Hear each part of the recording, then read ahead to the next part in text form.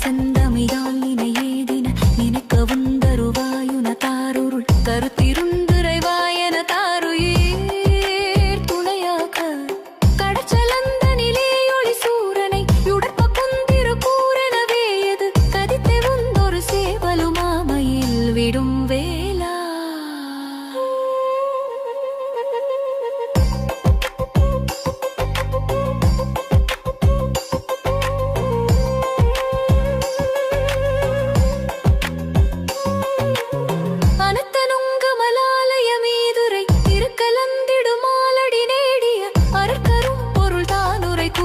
குமரேசா அறத்தையுந்தருவோர்கன பூசுர நினைக்கி வந்தொழுவாரவராய் புரி அருட்செய்த விநாசியுள் மேவிய பெருமா